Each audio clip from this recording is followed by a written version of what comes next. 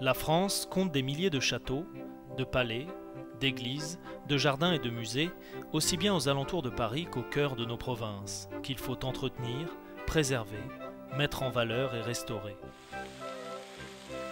Cette préservation et cette mise en valeur est devenue au fil du temps trop lourde pour qu'un propriétaire seul, fût-il subventionné par des fonds publics, puisse en assurer la charge et le coût, tant au niveau de l'architecture que des décors intérieurs, mobiliers et œuvres et objets d'art.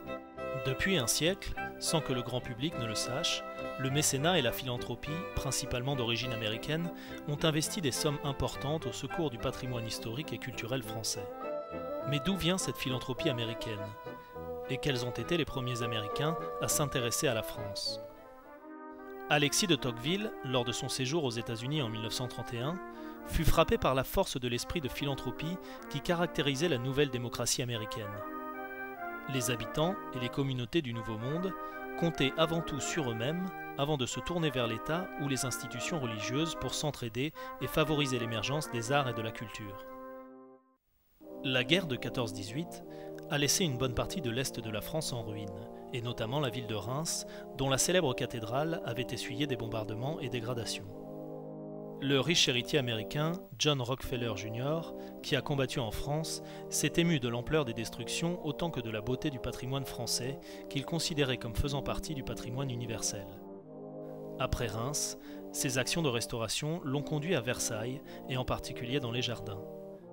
Anne Morgan, fille de J.P. Morgan, est une autre grande figure de la philanthropie américaine, notamment à travers son château de Blérancourt, dont elle fait don à l'État français en 1927, château qui est devenu depuis musée de la coopération franco-américaine. De 1948 aux années 60, Gerald Vanderkemp et sa femme, née Florence Harris, ont déployé tout leur talent pour sauver et restaurer Versailles, attirant quantité de grands philanthropes, Estée Lauder, Laga-Khan, David Rockefeller.